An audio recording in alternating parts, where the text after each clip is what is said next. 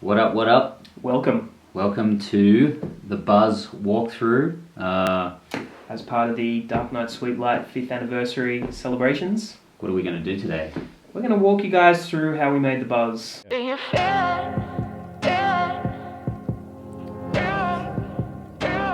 Do you feel it in the air?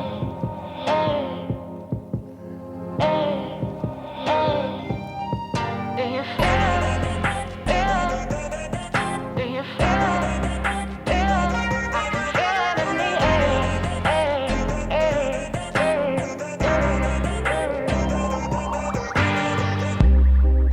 in All right, let's stop it there. Sweet. Cool. So we kind of started, I guess, with the chords for the Buzz. And this was, we didn't really know what we were doing when we started this song. We just kind of like, let's write a beat. And they sound like this.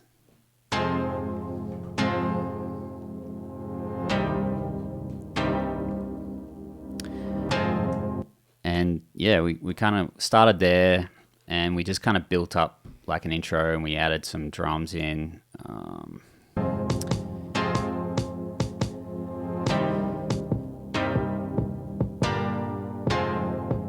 But we wanted to, I guess, at this point we were like doing a lot of vocal chopping, I guess, and we kind of like, okay, this needs a little melody thing to make it somewhat interesting.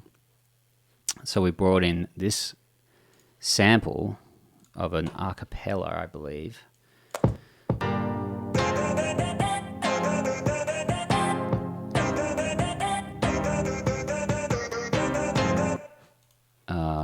So that's this guy here, right? Yep. From Contact. We're using Contact for this. This was like our mainstay sampler for Years. We still use it today in Ableton as well. Yep. And let's just bring the sound up here. So I think it's...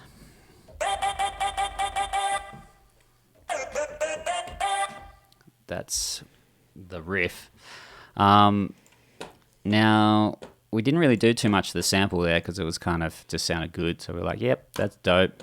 So we had the intro and we got Matea to sing this vocal.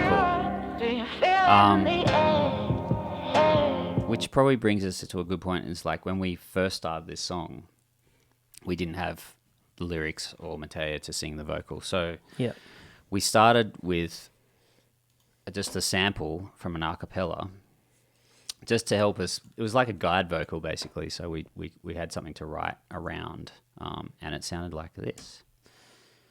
Every day, you're the one I need the most. Every day, you're the one I need the most. So we kind of used that as a guide to kind of, just for us to write around, which was very handy, with the intention of then rewriting our own, making our own lyrics and melody and stuff like that. So yeah, and then we kind of basically get to the verse part. Verse pre thing.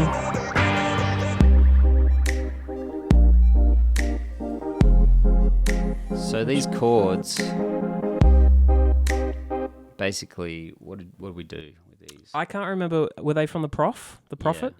They were. Yeah, so it's quite often when we're writing songs, we might just punch in a bunch of different chords into a sampler and then kind of trigger them randomly just so it gets us out of any habits of like playing the same chord progression that we might have played on other songs previously. So I think we just played in like 5 or 6 chords in this particular key and then just trigger them via MIDI and see how it sounded really. And that was how that verse riff kind of came about. Yeah, so, and that's, we kind of got that riff and we're like, ooh, that's sounding real nice. And I think we just had like a filter on it. There's some automation here. DP, Digital Performer, is the most annoying program to automate anything on.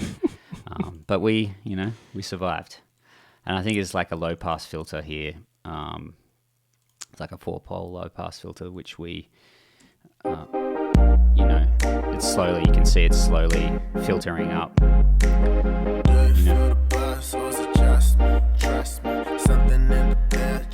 And then there's a homie Taps in there, which we didn't have him when we started either.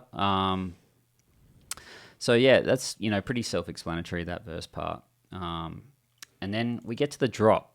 Now, I guess when we when we first started this song, we had the intro with the original demo vocal sample. We had the verse, and we didn't have Taps in there yet. And then we got to the drop, and we wrote this drop on the first demo, and we kind of got to that point and we left the song for quite a while, and we started writing the rest of the album, and it just didn't really the drop wasn't very good. You can't always get it right the first time. Sometimes right. it takes a few goes, and this particular drop took a few goes. So we'll play you the first drop. Every day.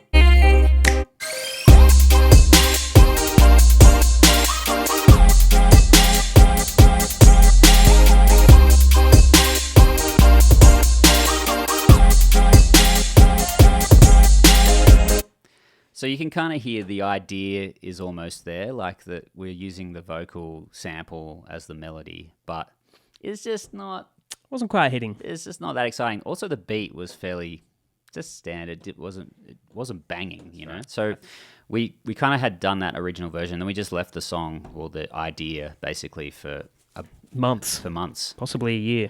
And we went to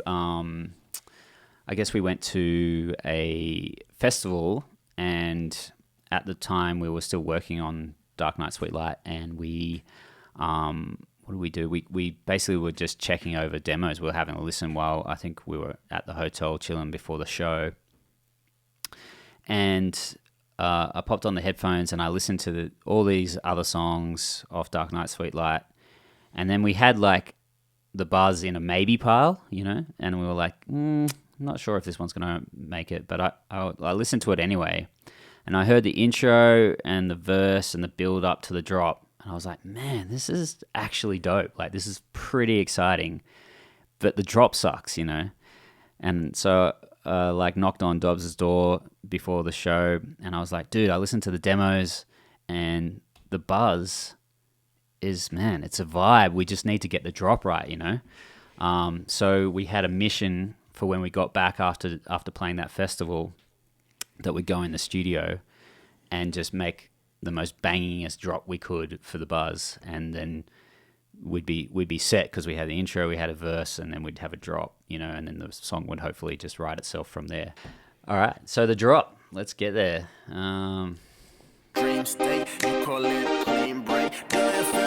Maybe take Taps out for a minute. Do you feel the vibes?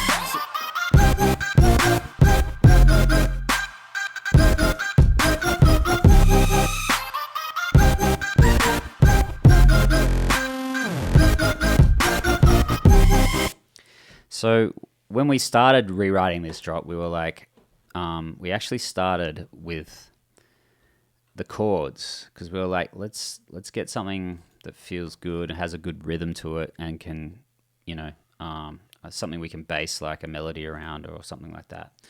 I can't remember if we wrote the actual beat or the chords first, but it was one or the other. The beat's pretty simple, but it leaves space for, other things, I guess.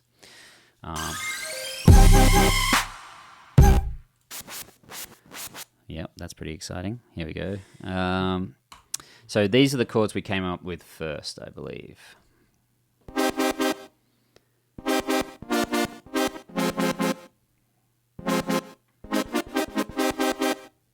Which is a diva sound, is it? Yeah, Diva by Yu He. It's a like a soft synth we use all the time. It's like a analog, modeling synth kind of thing. And it's super dope and it sounds amazing. It takes up a lot of processing power though, so which is probably why we bounced it out to audio here. And then we did some layers. So we added this bass layer.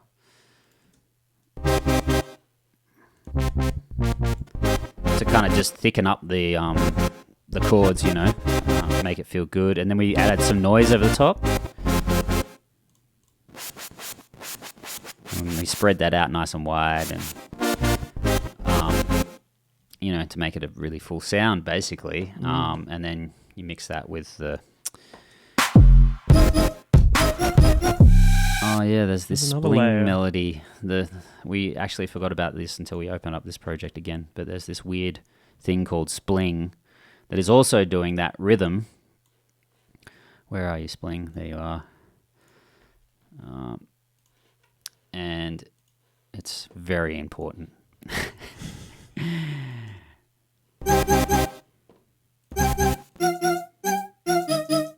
It's just like a texture. It sounds so weird by itself. You're like, why would you ever put that in a drop? But mixed in with the chords. Oh, that's right. It's a little bit different as well. It's like a melody of the chords or something. Yeah, so it is kind of like a little counter melody within the chord or something. So yeah, we surprised ourselves with that one. And then we put the bass down.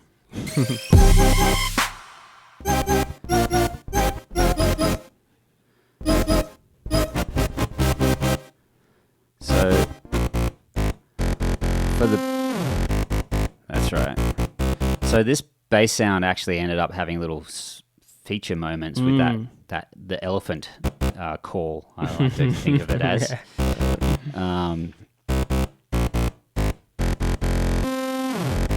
That bit, I love that bit. So this is a reactor patch razor, a reactor plugin. I don't know, whatever those things are. We used it a lot actually in Dark Knight Sweetlight, I think, And Hyper Paradise. and Hyper Paradise. Yeah, it just gave the right texture, and with everything in, sounds banging. And then I think there's some 808s on the downbeats of every 2 bars.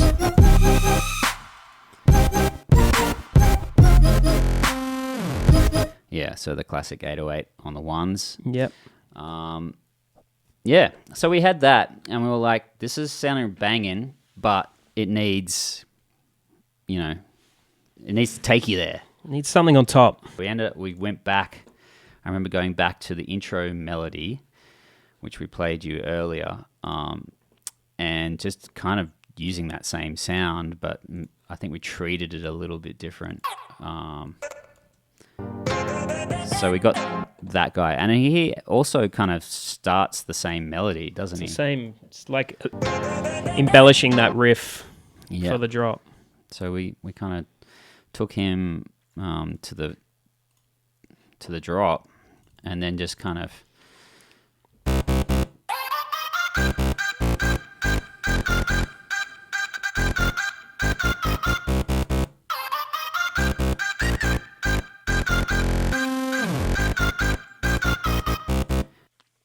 yeah, so this was a really dope moment because there's only a few times, or this is what you live for when you're doing sessions is when you have these like spark moments. And so I was sitting at the keyboard, and I had the sound, I guess, up, and Dubs was sitting on the couch behind me.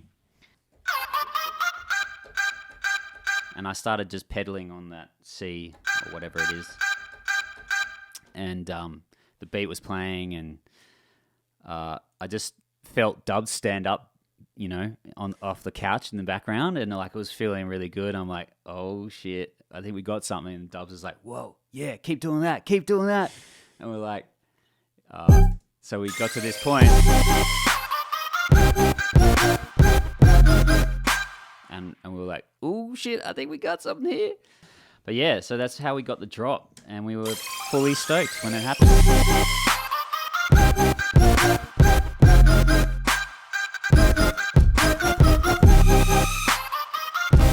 And you can hear all of these little embellishments, like those weird high sort of screeches on the one. I think we were just like, let's make just the ones like really impactful, So we've got this. We've got the Prophet again. The Prophet features on this track a lot. Which probably I think it was a fairly new synth when we got it. So that guy Kind of like sounds like a screeching car or something. Yeah, it's just, a kind of intense vibe that we wanted on the ones. So yeah, we were like, okay, let's get some vocals on this to help, the song along basically. And we wanted to keep it a more instrumental kind of focused song because that's kind of what we do most of the time. Shout outs to Earthboy for helping us write the lyrics. Yep. And then we asked Mateo to come in and put down these new lyrics. And we basically sampled her and put her in Contact again. And where are we? Mateo Vinyl, which I think we tried to make it sound like a record. So you can see all the chops here. There's a lot of different chops, basically. Hey, do you feel it? Do you feel it? So yeah, once we kind of chopped up all her different parts, we kind of started jamming, and we did the intro, which is kind of like this. Do you feel it? Feel it? And you can hear it kind of sounds a little bit different there. I think we were mucking around with the formant on the sampler. Contact's really dope. But the thing about Contact is you can also like really muck around with the speed, and you can automate all these things, learn MIDI here and like assign it to a knob or whatever, and just change the speed and change the formant. I don't know. It's just, I guess it's something we learned on as well. But it's a really heavy sampler. You can go fully deep. And then when, we've got a bunch of EQ, saturation, high pass filter. I don't even know what that is. Compression. Oh yeah, feedback compressor on her vocal. Do you feel it? And we just kind of chopped it up. Do you feel it? Feel it? Feel it? Feel it? Do you feel it in the air? Yeah, and kind of made the intro feel like, I guess, a sample. Because we wanted it to feel like a sample, chopped up, more of a production-y vibe than a typical feature vocal on a song.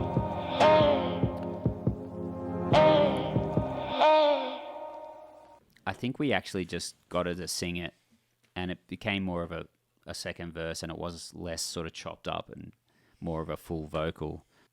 Do you feel it? Do you feel it in the air?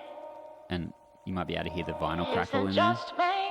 That's something we added to make it sound like it sampled off an old jazz record or something. Yeah. And then we got Taps in. We already had lyrics and stuff, and we were like, cool. And we showed it to Taps. He's yeah, that's dope, let's do it. And then he just got in there. Do you feel the buzz, or is it just me? Trust me, something in the air just above me. Something like a dream state, you call it a clean break. Do you feel the buzz, baby? Do you feel the buzz? And, we heard that. Nailed it. And we were just like, oh, shit. Yeah, his voice just fully suited the track, and he had the right style. It was perfect. Yeah. Oh, yeah. I'll turn him on again. Do you feel the buzz, or is it just me? Trust me, something in the air just above me. Something like a dream state, you call it a clean break. Do you feel the buzz, baby? Do you feel the buzz? It just leads into that melody so nicely as well. It's kind of like takes you up there and drops you off, and you're just writing the melody for the rest of the drop. Anyway, that's pretty much it, I think, isn't it? That's it. That's the buzz. That is the buzz. That is the official walkthrough of the buzz. I hope you enjoyed it. We haven't really done many of these things before, so we're just kind of making it up as we go. But, hopefully we'll do some more in the future.